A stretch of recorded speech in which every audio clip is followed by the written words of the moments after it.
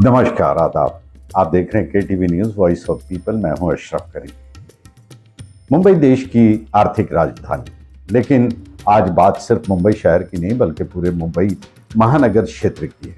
वो इलाका जहां करोड़ों लोग रहते हैं, रोज काम पर निकलते हैं और लोकतंत्र में अपनी हिस्सेदारी निभाते हैं। बीएमसी हो या मीरा भाईंदर महानगर पालिका एमबीएमसी, दोनों जगह चुनाव सिर्फ प्रशासन का नहीं बल्कि भरोसे का सवाल बन चुका है।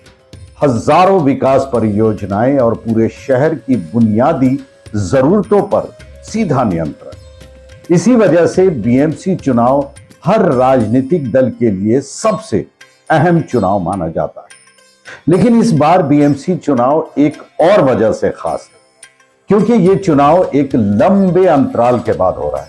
पिछले कई सालों तक मुंबई में कोई चुनाव हुआ नगर सेवक नहीं था। जनता की बात सुनने के लिए कोई सीधा जनप्रतिनिधि मौजूद नहीं रहा।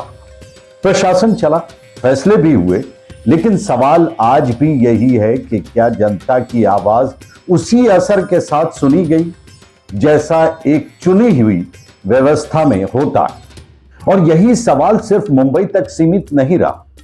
ठीक यही स्थिति मीरा भाईंदर यानी एमबीएमसी में भी रही।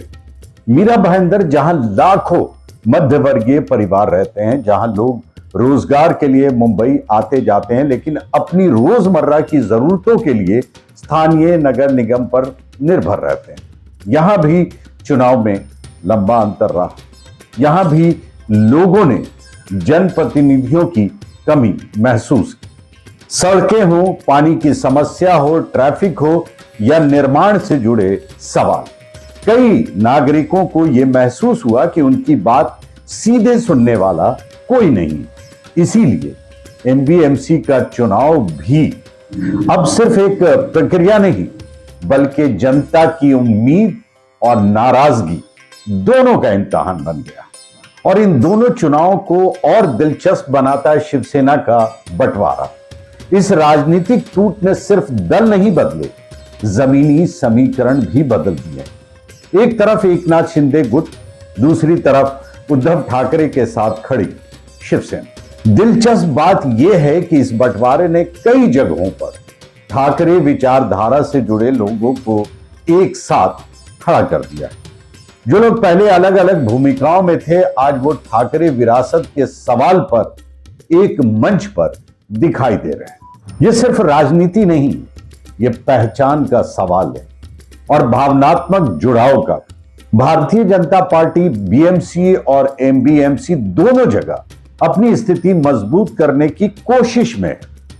एनसीपी के दोनों गुट अपनी अपनी राजनीतिक जमीन बचाने में जुटे हैं।